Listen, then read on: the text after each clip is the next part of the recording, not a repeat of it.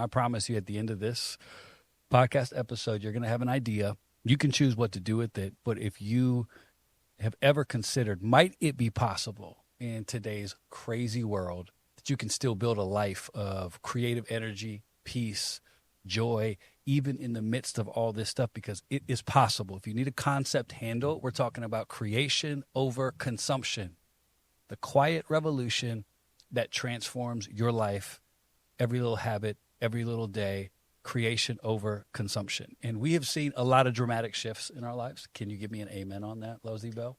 Amen. But one of the things that we have noticed to be radically different is that often we're the last to know about like some current events, gossip, controversy. Like we're the last to know in the best way. And, I mean, if there's something going on, there's a huge chance we're not going to know about it for a while in a reasonable time frame because we are late to a game we don't want to be playing anyway. And it's new because I know one of the links to that reason is because we are busy doing stuff. We are busy living life. So if our focus is to create things, our desire to consume things is way less. And I see a lot right now, people that are busy, very busy, not creating, consuming. And one of the biggest key questions when you start to focus on what am I consuming right now is to always weigh up a very simple, mental moment to say, what must I detach from in order to engage in this that I am consuming? And often for me, it's a real easy call. I'm like, I am too busy creating to detach and begin to consume. And this is a metaphor that goes across if you want to take it straight for food, sure, you can. But I think for us, this big thought, the more you create, the less you consume. I'll say it again. If you're in your car and it's bumpy, I listened to a pod in my Jeep the other day and it was nerve wracking. So in case you miss something, because you're bopping around, the more you create, the less you consume. And, mental obesity, although it might not be a thing, I might just be making it up right now. It's when you can't stop filling your mind with things you clearly do not need and they do not help you. And you're just simply resigned to stop trying and you keep doing it. And you are filled with creative energy. And that's where all of your passion goes. So I've seen this kind of come alive in you. Oh, me? Yeah. When we went from a season of not knowing what to do to one that is absolutely intentional. And you can see it all over your life. Yeah. Well, I had to block out a lot of the consumption. Yeah. Just to get going again because when you are in a dark or traumatic place, you can find yourself comparing your life to everything else. Everyone else's life looks great. And I was in a really bad place. And so I had to take some of that back and get rid of some of that consumption. So for me, it was a necessity for healing. Yeah. And I was able to take that and start trying to understand for myself what I could start creating and what was in me that I could create. Yeah. And I had to go into a deep dive to do that because I really didn't know. You have to give your brain a job. Mm-hmm. Like if your brain is unemployed, it will go find the worst job. 100%. There's a lot of people have unemployed brains. They have no boss. They have no anchor. So their brain just runs wild, bringing them more things to consume that don't matter. And we found for you listening that is passionate about your marriage especially, or even if you were on the threshold of maybe getting married someday, this is huge. If you're not actively creating a vibrant marriage that you're in, you will consume so many other things to fill that void. It is crazy. So it's like to escape the reality of your marriage, you will consume kid routines, parental roles, random hobbies, social media, whatever it is, anything to escape creatively investing into this most vital relationship. And the excess consumption now begins to block your connection. And now you've got distance and you don't know how it happened. It's because you are like a hoarder. That's what excess consumption will do in a marriage. It's like you look around like, why do we need all this stuff? Well, it's a way to avoid. It's an avoidant tactic as well. Like instead of facing that person or dealing with whatever's going on in yourself, you avoid it. And so you bring in all this other stuff. Yes. Like let's travel constantly, or let's like go on vacation all the time, or, let's consume more stuff. Yeah, just things. Yeah. And it's like, you don't need all that. And we talked, I'll give you a warning. We talked to a couple that wanted to start a new journey of creatively investing into their relationship. And one of the first things we told them was have a dinner without your phone. So we're like, what? And that might sound crazy if you're listening, but so many people can relate to that. And they were like, what will we do? Immediate sign of what a great opportunity to start to build, because the day is going to come where, I mean, to be able to sit at dinner with someone, and it speaks to the fact that we don't know how to fill this gap of what some call boredom. People that have peace call it beauty. So we fill it. And I watch kids do it all the time. Like, our kids will have friends come over, and I'll ask them 4 questions. They'll answer, and they'll go right to their phone, and they'll scroll. They're not looking at anything.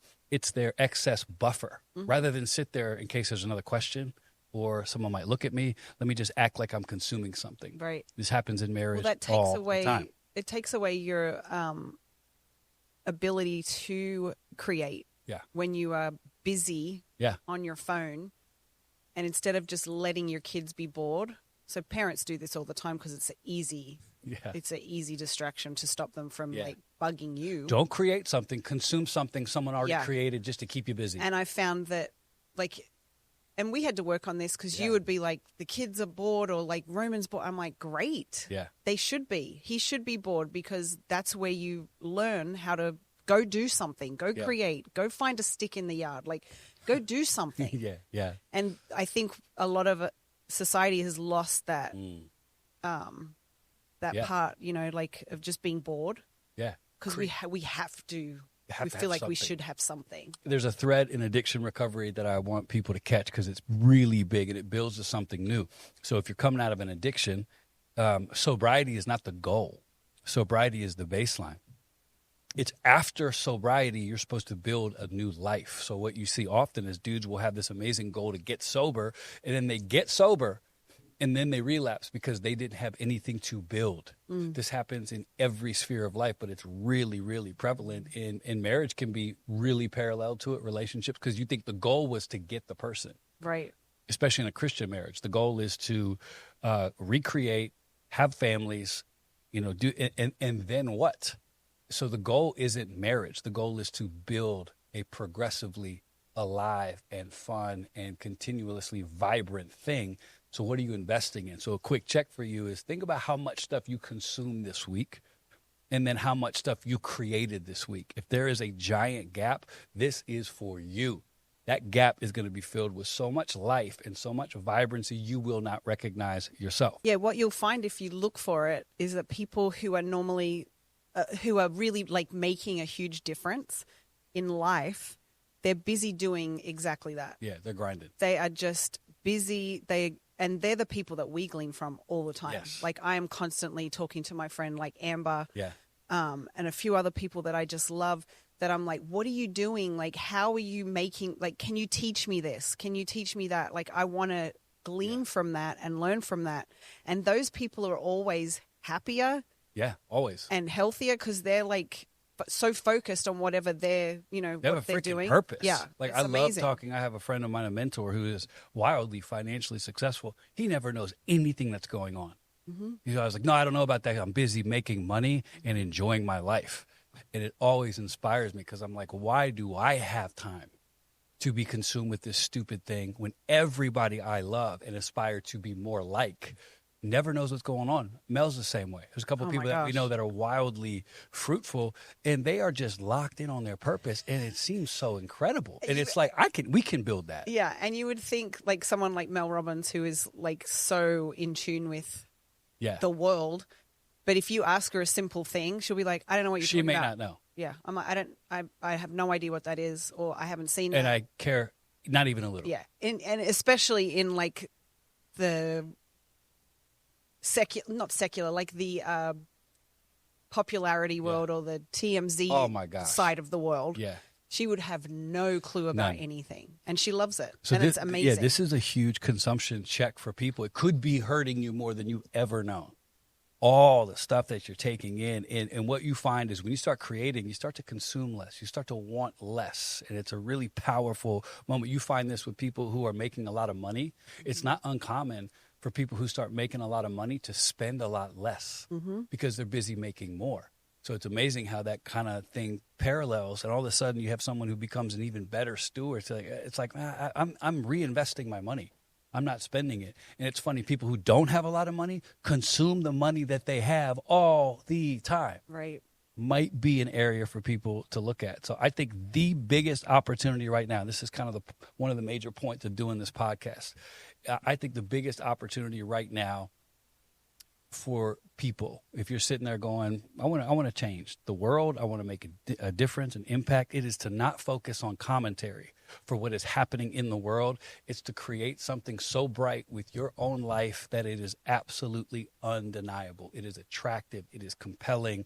Rather than be consuming the commentary about what other people are doing, what are you building that is so undeniably attractive that people want to come find out about it? That's the sign of a creator. We took our walk, which is our favorite ritual custom, the other night. We live on a beautiful street in Tulsa. So imagine it's early in the evening, street lights are on, it's beautiful. It looks like Father of the Bride Street. It does. It like does. All the trees coming over the road. Yeah. Anyway. Thanks for that detail. Hugely important. It Father is. of the Bride. It makes a difference. And we're walking, and it's all you can hear is crickets, beautiful, and then we start to hear this orchestra, a literal like orchestra, violins, and we're like, where is this? So we started following the sound 2 streets away up to this house that was having a party that included an orchestra. And I became obsessed. We sat in that street and we listened. We got a freebie. We're like those people who can't afford a concert ticket, so you just tailgate it. Yeah, we're just tailgating out front. But I found it fascinating that I was obsessed. From that moment on, I'm like, I want to find out who this couple is, why they have an orchestra, why we're not invited, how do we get on the list, why don't we have parties with orchestras? I don't know them. I don't know what they believe. I don't know their theology. I don't know what their marriage is like. All I know is they have created something so compelling. I want to know more. We don't live in this world anymore. We have people that are just, the way I'm going to change the world is to comment on how bad it is, and I'm going to make my stands. It's like, cool, man. Good luck with that. And what if you built something that was so undeniably attractive that people had to come find out about it?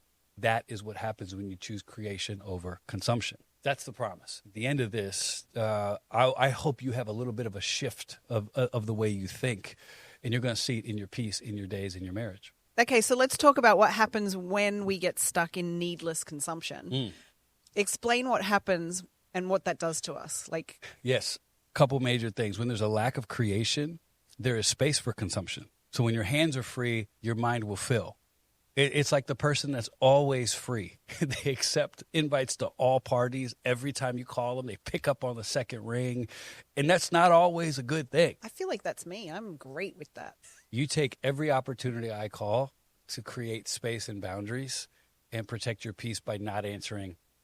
And then when you do answer, it takes a minimum of 15 seconds for you to say hello. Who knows what Bluetooth? You know why? No, I don't care why. I just want you to answer it and say hi. Oh, I press the button and then it flashes for a second and then I've got to press the speaker tap button. Okay.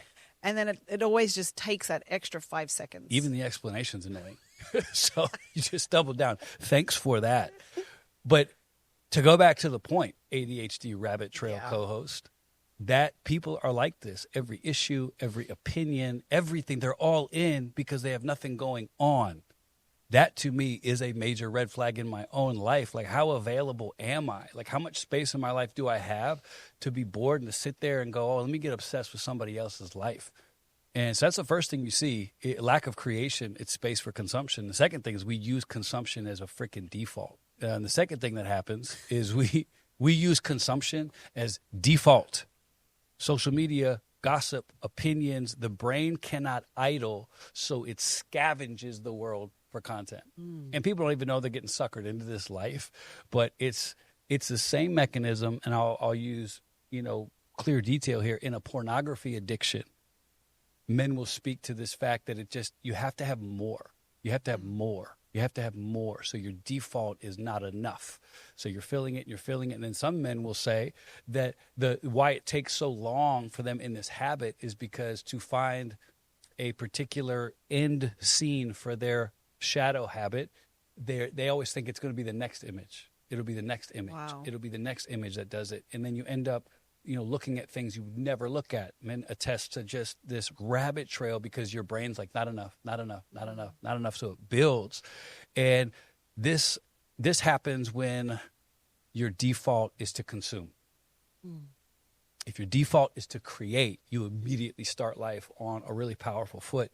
And I went down one rabbit hole conspiracy yesterday just because I wasn't paying attention. I just had a second and I was looking at something.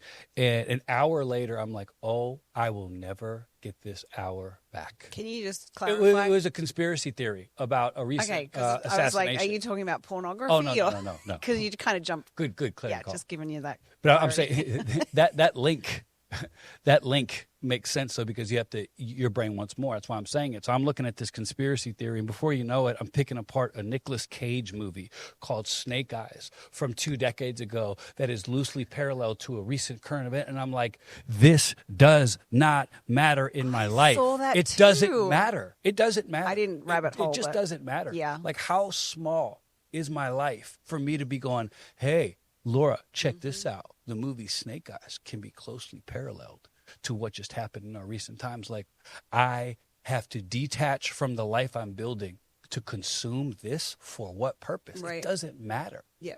So I've just found that to be something that is hugely important. How idle is my mind? And then the third thing that you always see happen, the cost of consumption, it's mental fatigue, it's envy, it's identity erosion, and it's distraction. So if you are listening to this right now and you are a heavy consumer, you're on your phone all the time, you watch the news all the time, you hear gossip all the time, and if you're honest with yourself, is there a little bit of mental fatigue? Is there envy? Is there jealousy? Is there identity erosion?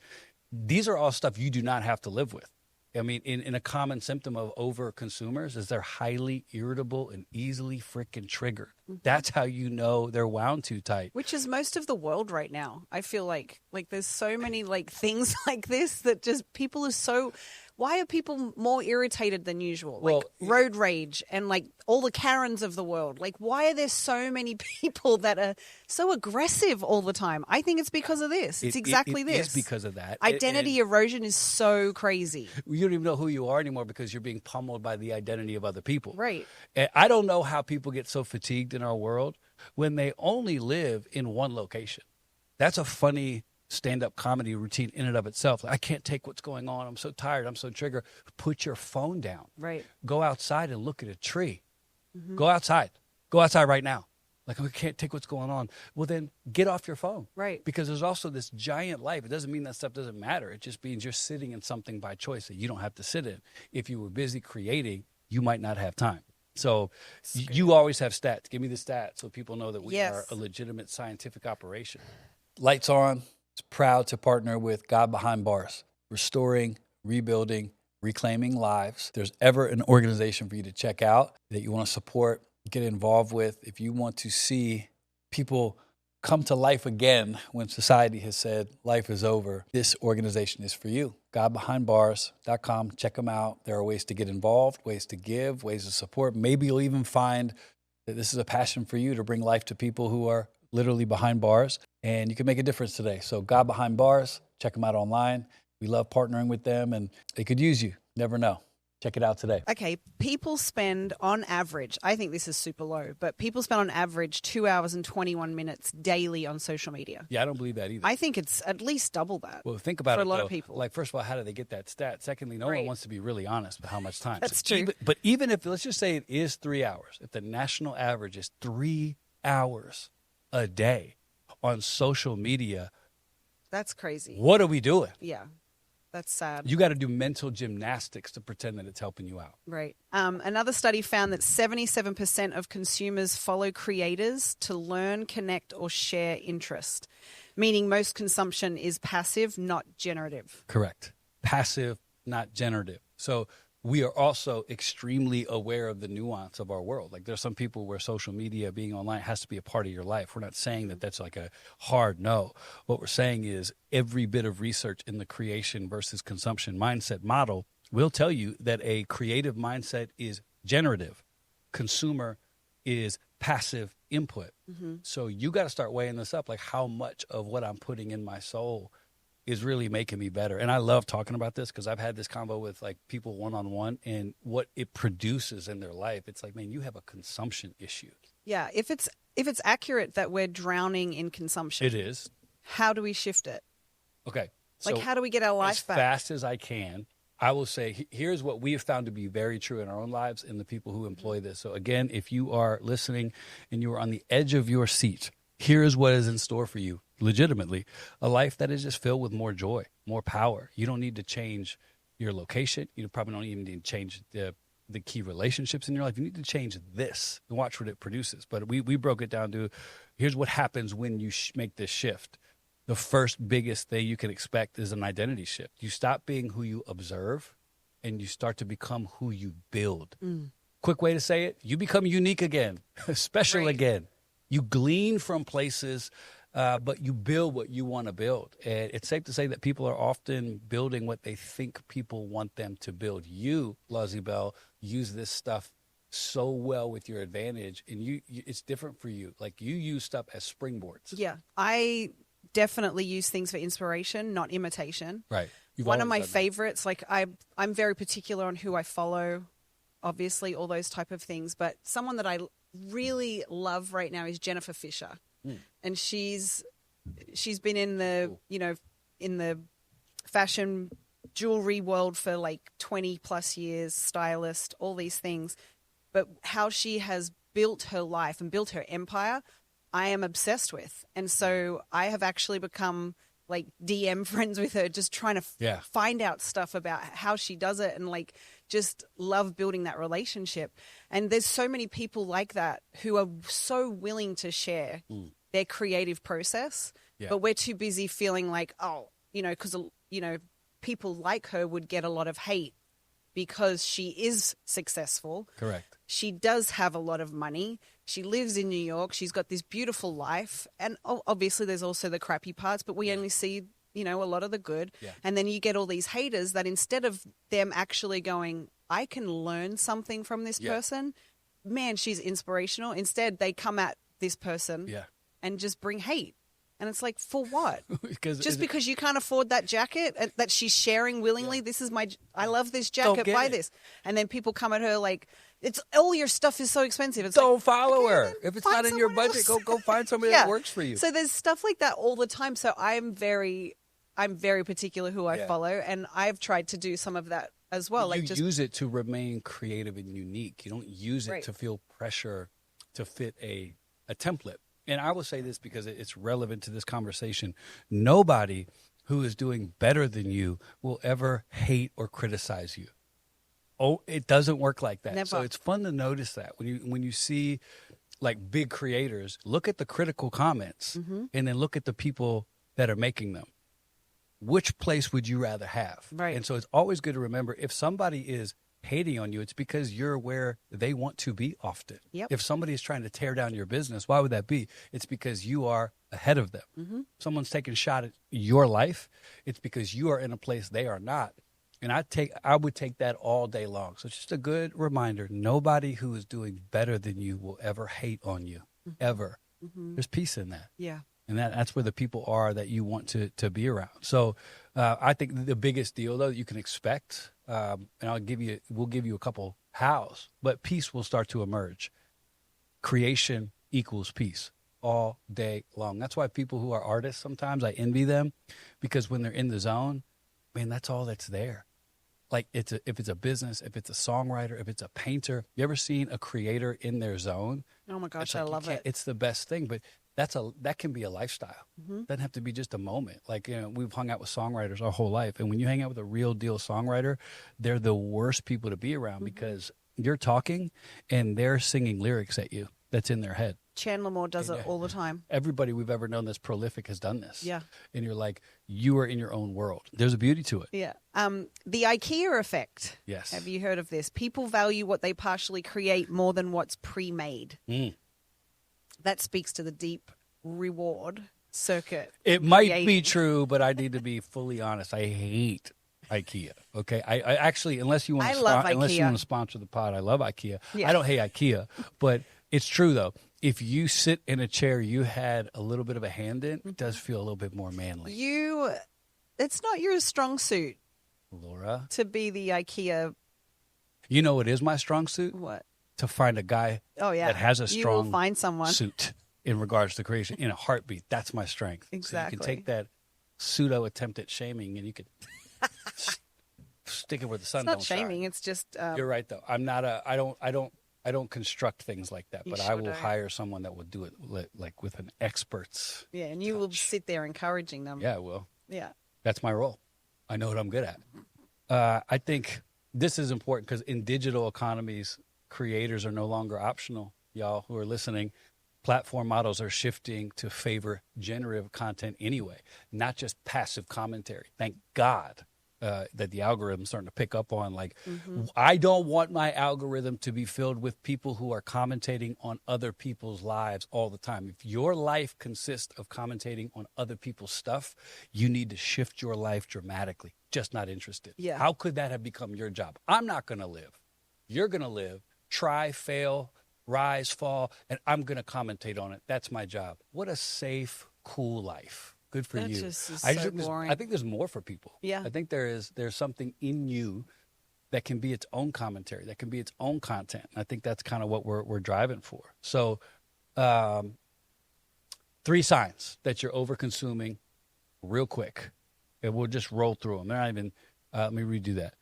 So some quick signs that you are over-consuming, to make sure this is really, really laid out there so you don't miss it, because overconsumption is hurting more of your peace, more of your joy than you may realize. If you default to social media when you're bored, you're over-consuming. If you're filled with gossip, opinions, judgments, and it's spinning in your head, you're over-consuming.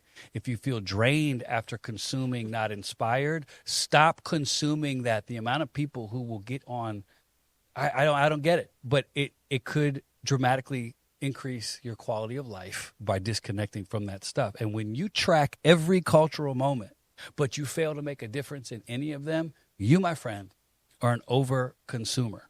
You could even be called a virtue signaler, a virtue signaler, a person that is not a trailblazer. You are a get on the trail and commentate all about it and wave flags. If that changes, you got to get honest about what you really care about. Because people who have nothing to do pretend they care about stuff. Right.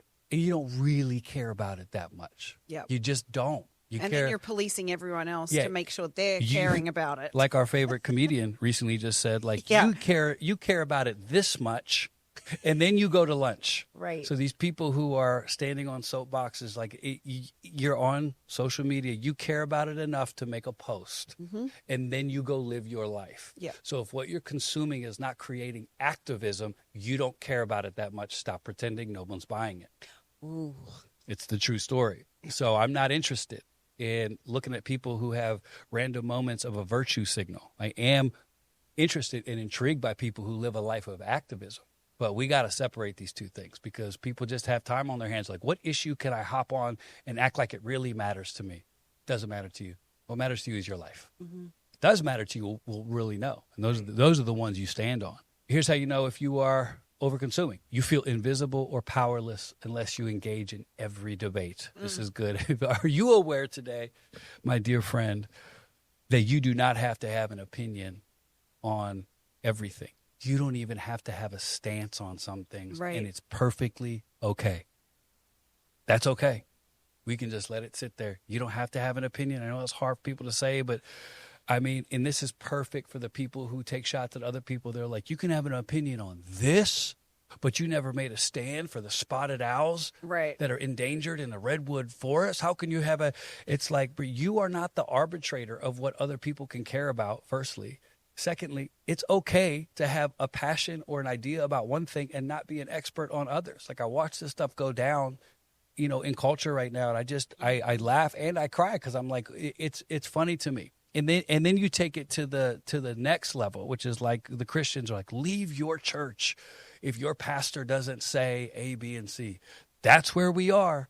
Reframe that thing and say what you really mean. If my pastor doesn't do exactly what I want, the way I want, and what I think is important, I'm going to then. That is a dangerous, slippery slope. Sure, there is grounds to look at a leader and say, you need to be talking about this current event. Cool.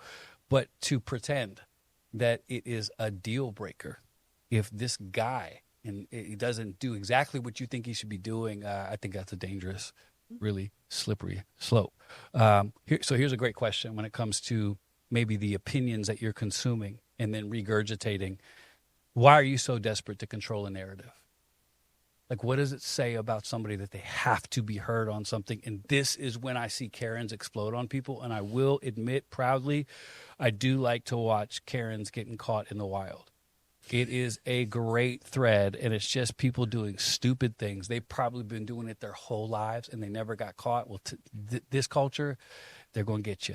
And so you watch these people freaking out about parking spaces, about like random, the dog is on the wrong side of the trail. And you think, to me, it's sad because you're like, you don't have anything going on. Yeah. You've never had anything going awful. on. You have no control over anything in your life. So you've chosen this trail on this hike to be your domain. Was it you that showed me, or was it Roman? There was a hiker and he had 2 sticks and he was walking, and a motorbike, like a dirt bike, went past, and he put his stick out and hit him in the face with it. Wow. So the biker turned around, came back to him and said, did you just...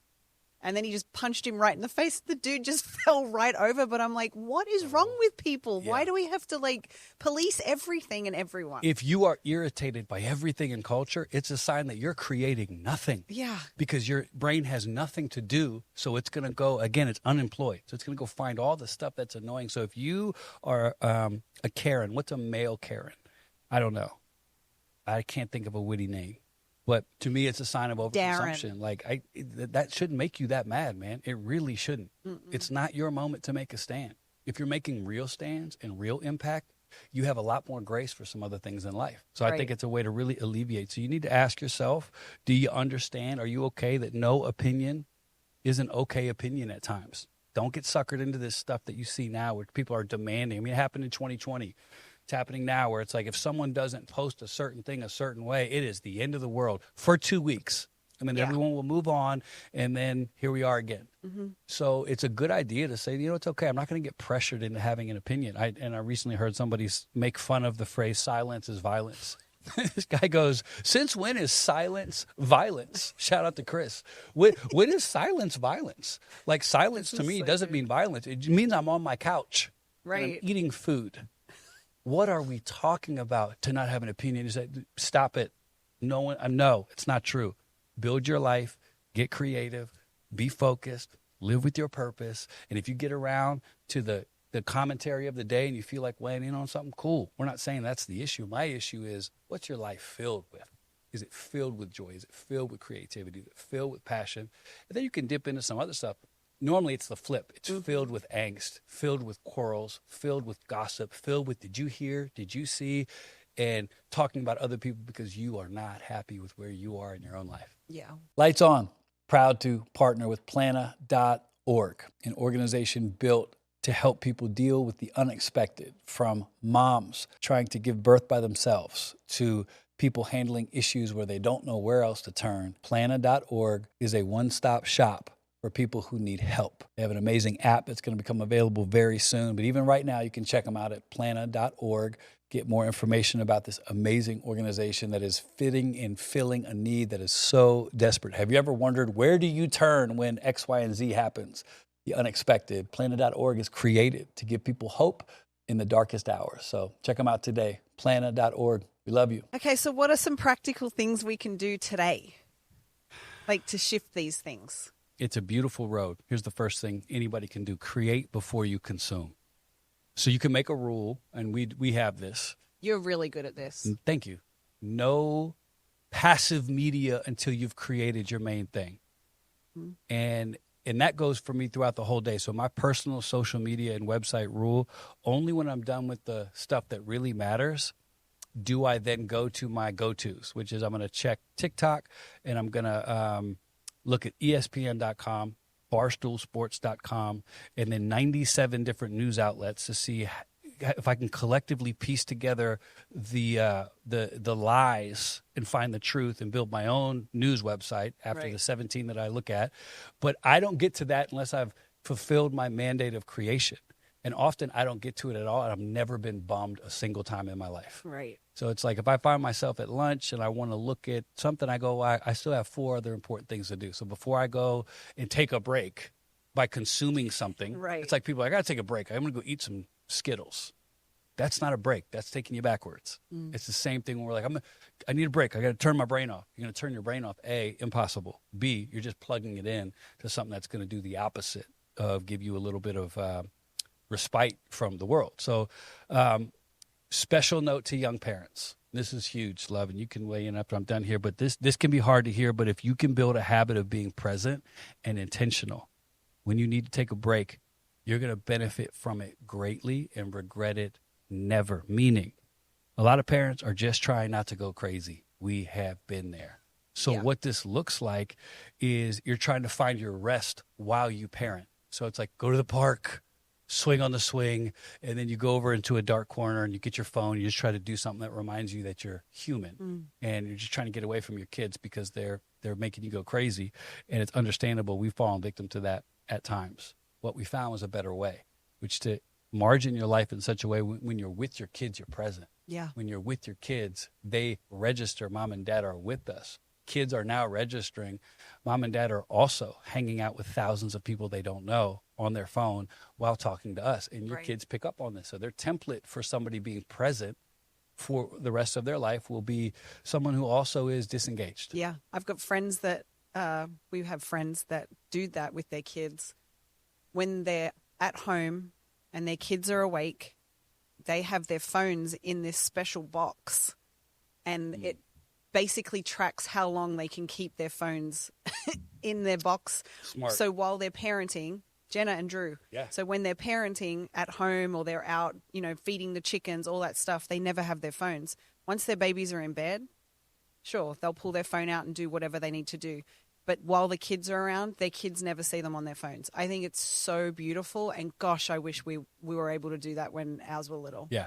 But it's such a great habit. I mean, but think about it, though. If you don't choose consumption as a parent, what's your only other option? To create. Yeah.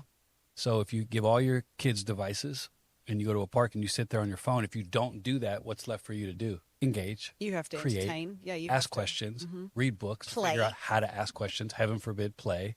But my dad was awesome with this. I feel like I've done a good job as a dad at this, of just like locking it in. There are seasons where I struggled to be able to be present with my kids, and I just didn't want that life. So now it's like it's a rule in our house. Like we're just not, if we're going to have phone time, we're going to have phone time, but I'm not sharing you with your stupid phone. Right. You're not allowed to scroll in between my sentences. Yes. Not doing it. Our dinners, no one has their phones. It's a complete question answer, like let's engage with each other. And it's been a game changer for us as a family. Here's a beautiful perspective for some couples. Collab with the person that you love the most on something creative. So, I mean, for married couples, instead of accepting you finished your job, I finished my job, I'm over here on ESPN.com, you're over there on Pinterest.net, see you in a couple hours. What would happen if you removed that and you collaborated on creating something together, creating a habit, creating a ritual, creating something? And if this immediately makes you feel, this is definitely for you. Because again, consumption will help you avoid the reality that's on the other side of that consumption. So why do you need to fill time when you're with your spouse? Why do you have nothing to say? Mm-hmm. Why do you feel the need to escape her through escaping another means? Same thing with the man. Like why wife do you want to consume other stuff? What are you running from? Mm-hmm. And so one of the great ways to get this is pick one small thing. One of our most powerful collaborative things is we walk together. Let's create a ritual. And it is my highlight of my day. But we try. Let's create it. We created it, and we collaborate on it. And it's simple. but it's the way to start a new way to live, where it's like, I want to create a marriage that's progressively exciting. Yeah. I don't want to just leave it. Like, that's what people do. They get married, like, all right, we made it. We're married. Right. It's like somebody saying, okay, I'm sober. I'm not interested if you're sober. I'm interested, are you living? I'm not interested, are you married? Are you thriving? Is it fun? Is it exciting? Is it challenging? Are you doing new things? Like, this is the opportunity. And this is why marriage can be so beautiful. So I think that is a good chunk of data. And we really wanted to get this out there. Why? Because there are people who feel stuck. And what they don't realize, you're not stuck. You're just overconsumed. It's like after you eat at Thanksgiving, nobody wants to go work out because you've had 77 pies. Yeah. That's what society looks like right now. Like, nobody wants to go create because they're winded, because you've been looking at stuff that doesn't matter all day. You've been consuming stuff that's not leading you to a better life. So, okay, so if I wanted to consume less and create more, inspire me to do that. Show me how. Ask me some cool questions, because you are like the freaking coaching guru. You're the mental. Are you asking me to inspire you? Yeah, you're like the mental meta brain. We'll use you as the case study. Reframe person. If you removed 30% of what you consume today, what could you build instead? Just 30%. What would you do? So let's just say you consume mindless chatter for 45 minutes every night. Take that one part out, what might be present right there. And then people are like, well, I could. That's when you win. Yeah. Just thinking about it, being willing to think about it, your brain will go, oh, what's this? A new opportunity to do something that doesn't suck? Let's do it. This is a good one. What opinion or narrative or conspiracy theory are you defending or currently obsessed with that you can drop today? Oh, I have a couple of friends that are like that. Oh, it's Lord hilarious. Jesus. Like, what doesn't impact your life at all that you spend a lot of your life in the middle of? Maybe rethink it. So what could that be? Pick one of your 7 conspiracy theories. And what if you filled one of those thought trains with something? And I've been in seasons where this is real for me. It's like, I don't want to face reality, so I'm going to be obsessed with things that aren't really important. Once you start whittling it away, you're like, man, I don't even have time to read good articles anymore. I can only read great ones. Like, this isn't a good enough research article for me to study because I don't want to waste time. So I'm going to go find a great one. Your standard lifts. Everything changes when that starts to cook. So this is not condemnation. Never is. It's reclamation. And I think it's time for people to find this part of them again. In me, if you're asking me what one of the biggest freaking generative changes in me is, I just got busy creating, because I was dead in the water if I didn't. Spent my whole life creating, building, leading, and then I'm stuck with a mess that I created. And it was tempting to just consume, dig in, and metaphorically be the guy on the couch with potato chips, just watching TV. And by the grace of God, someone gave me wisdom like this. Like, if you don't create something right now, you will not make it. Yeah. So I started, I'm going to create my day. I'm going to create my this. I'm going to create my that. And it's led us all the way, almost 5 years later to now I'm just looking for stuff to create. The moment I feel myself drop a guard to worry about something, I go, I'm going to fill that worry with something creative. And, we've got opportunities. So that's what you're looking at today.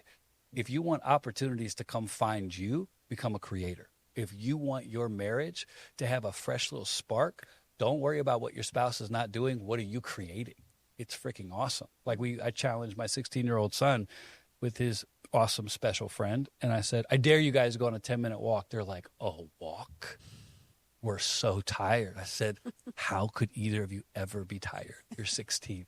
You have energy reserves for days. Go outside, put your feet on the pavement, and just do it. And they went for an 8-minute walk. Better than nothing. It was better than nothing. And they're both like, you're actually right. I was like, so you just got a little bit creative. Rather than go sit and do what we're going to do. And that's what young people do nowadays. They just go find each other so they can not look at each other. It's like, let's hang out so we can hang out and not be present with each other in person.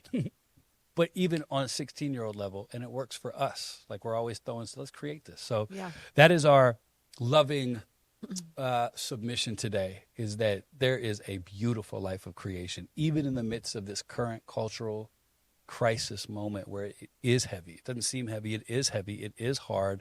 Nobody's saying don't look at these things. I'm saying margin it. Like, make sure you have more creation than you do consumption. I've been able to handle a lot of heartache and hard things easier because I have more creative things going on.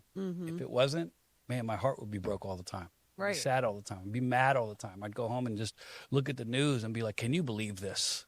Can you believe this? That would be me. Instead, I'm like, what happened? Who's mad at who? What guy did something wrong? Okay, cool. I'm sorry. I'll get to that the moment I can, because for me to attach to that problem, I got to detach from something I'm creating, not doing it. Idea. That's good. Think about what you're creating this week. Lights on. This has been an urgent special delivery for those that want to remain thriving. This week, look at your life. What am I consuming? Does it really matter? And don't lie to yourself either. Like, oh, I listen to podcasts so you can what? What's the podcast about? What's the goal? What's the aim? And if immediately, like, well, that seems too intense. This isn't the podcast for you. We're not the people for you. It has to be intense. It has to be intentional. Yeah. Otherwise, you're just wasting time, wasting your life. Anything you want to end with, love? I don't think so. It was great. You've got on here, share with us a small creation. Yeah, I mean, here's what we'll say. If you listen to this and you hear me and you're like, Carl and Laura, that was for me. Create something, a small habit, a small ritual, whatever it is. Tag us in it. Send it to us. Maybe we'll talk about it. Like, maybe we will start to highlight beautiful things people created. And it might be nothing to somebody else, but it could be everything for you. Small little encouragement on that. When we got to the rehab I went to years ago, they made us paint. And when I tell you, I sat down at this freaking paint shack and I was like, this is the bottom. I'm in the bottom. Like, that I'm in the bottom. You want me to paint? And they're like, yeah. I'm like, what am I going to paint? They're like, whatever you want. I'm like, there's no outline. So I'm in rehab. I've destroyed my life and you want me to paint. When I tell you, you'll believe this. In 20 minutes, I was crying along with 5 other grown men. I bet. Why? There is something supernatural about creating. And I remember going, I'm not even a good painter. But what is it? It's new life. You're designed for new life. You're designed for joy. You're designed. So rather than look back this week, what can you look forward to? Small habits. So send it to me. Send it to Laura. Let us check it out. Let us support you in it. But you are doing so much better than you think you are. Hear that today. You're doing much better than you think. And you probably think you're doing worse because you're comparing yourself to people you do not know. Correct. People you do not like, and people you wouldn't want to hang out with anyway. So today, use this frame. I'm going to start creating more. That's it. Your life will be better for it. Everyone, it's been lights on, and now it's lights off. I love you. Bye.